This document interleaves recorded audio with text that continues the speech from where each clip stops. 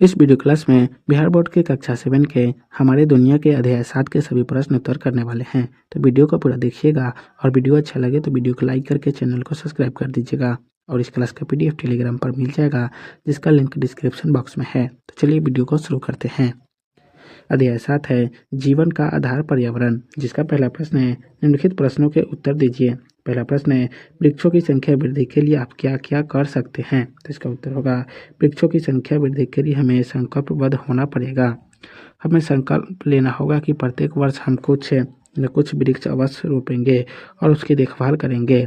बहुत नहीं तो कम से कम वर्ष में 5 वृक्ष, फलदार वृक्ष हो तो बहुत अच्छा, पत्तेदार वृक्ष हो तो पर्यावरण के लिए प्राण माने जाते हैं। हम न तो वृक्ष काटेंगे और न किसी को काटने देंगे। पशुओं से रक्षा के लिए हम वृक्षों की घेराबंदी कर देंगे। 2 नंबर प्रश्न है नदियों के जल को स्वच्छ बनाने के लिए आप क्या क्या कर सकते हैं। तो इसका उत्तर होगा नदियों के जल को स्वच्छ रखने के लिए हम गांव नगर के नाले नालियों को नदियों तक पहुंचाने के पहले ही रोक कर गंदे जल की सफाई करके नदियों में छोड़ेंगे। नदी तट पर अवस्थित कारखानों पर दबाव डालेंगे कि कारखाना के कचरा की सफाई कर ही उसके जल को नदी में छोड़ें। मृत पशुओं के शव को नदी में नहीं बहाने देंगे। इस काम के लिए एक संगठन खड़ा करना होगा और नदी तट के सभी गांवों में उसकी शाखाएं संगठित करनी होगी। 3 नंबर प्रश्न है उन क्रियाकलापों की सूची बनाइए जिनसे पर्यावरण को नुकसान पहुंचता है। इसका उत्तर होगा वे क्रियाकलाप निम्नलिखित है जिससे पर्यावरण को नुकसान पहुंचता है। पहला हो जाएगा खनिज ईंधनों से चलने वाली सवारियों के साधनों से निकलने वाले धुएं से। दूसरा खनिज कोयला जलाने वाले कल कारखानों से निकलने वाले धुएं से। तीसरा आवाज करने वाले कारखानों तथा मोटर वाहनों के कर्कश हॉर्न की आवाज से। चौथा पेड़ पौधे की अंधाधुंध कटाई से। पांचवा नदी तालाब कुआं आदि के जल को गंदा करने से। और छठा पॉलीथीन के उपयोग से। 4 नंबर प्रश्न है पॉलीथीन के विकल्प क्या क्या हो सकते हैं। तो इसका उत्तर होगा रद्दी कागज के ठोकों के साथ जूट के थैला, कपड़े का थैला या इसी प्रकार किसी प्रकार के थैला पॉलीथीन के विकल्प हो सकते हैं। 5 नंबर प्रश्न है पता कीजिए कि कितने घरों का बेकार पानी बाहर गली या सड़क पर गिरता है। कितने घरों का पानी सोखता गड्ढे में गिरता है। तो इसका उत्तर होगा मेरे गांव के किसी भी घर का पानी गली या सड़क पर नहीं गिरता। सभी ने कोई न कोई व्यवस्था कर रखी है। गली में जो घर है उसका पानी नाली में गिरता है।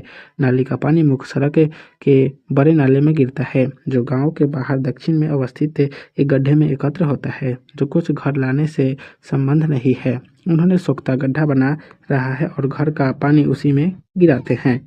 6 नंबर प्रश्न है शहरी एवं ग्रामीण पर्यावरण में क्या क्या अंतर दिखाई पड़ते हैं। तो इसका उत्तर होगा शहरी पर्यावरण दमघोटू रहता है जबकि गांव का पर्यावरण खुला खुला होता है।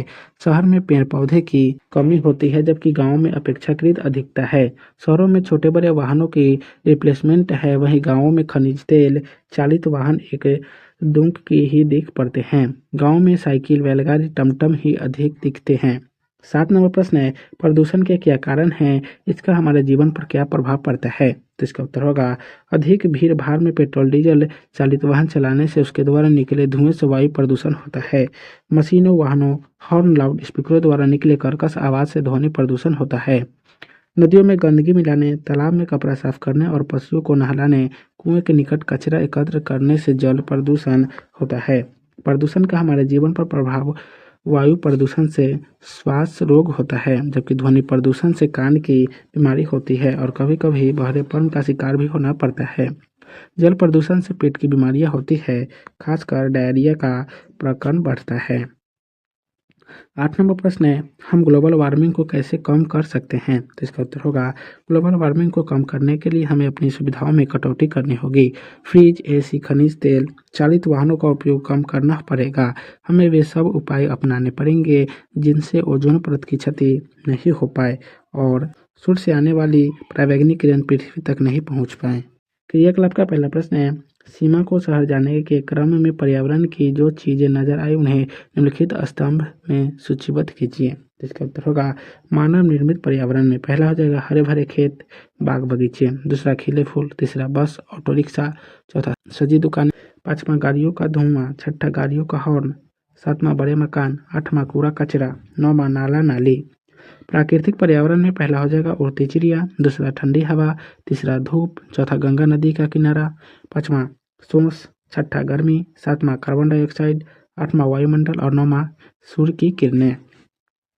2 नंबर प्रश्न है, आपके आसपास पर्यावरण में जो चीज़ें पाई जाती हैं उन्हें उचित स्तंभों में लिखिए। तो मानव निर्मित पर्यावरण में पहला जगह घर, दूसरा स्कूल, तीसरा टेबल कुर्सी, चौथा साइकिल, पांचवा बैलगाड़ी गर्मी, छठा फसल, सातवां खलिहान, आठवां सड़क, नौवां रेल और 10वां पुल। प्राकृतिक सांस्कृतिक में हो जाएगा पहला नदी, दूसरा पहाड़, तीसरा सूर्य, चौथा चंद्रमा, पांचवा जाड़ा बरसात, छठा जंगल, सातवां मैदान, आठवां पर्व त्योहार, नौवां शादी विवाह और 10वां तीर्थ यात्रा और मंदिर। 3 नंबर प्रश्न है, सही विकल्प पर सही का निशान लगाएं। पहला है, जल प्रदूषण हो रहा है तो पानी में दूषित पदार्थ मिलने से। दूसरा, पानी की शुद्धता हो सकती है तो मछली पालन से। तीसरा, बढ़ती जनसंख्या के कारण हो रहा है तो वृक्षों का तेजी से कटाव, भवनों का निर्माण और आधारभूत संरचना का निर्माण। चौथा, पर्यावरण संरक्षण के लिए किया जाना चाहिए तो खूब पौधे लगाना, गंदे जल की उचित निकासी का प्रबंध और गाड़ियों का कम उपयोग। तो आज की इस वीडियो क्लास को यहीं समाप्त करते हैं, फिर मिलेंगे नेक्स्ट वीडियो में। तो आप सभी को वीडियो देखने के लिए बहुत बहुत धन्यवाद।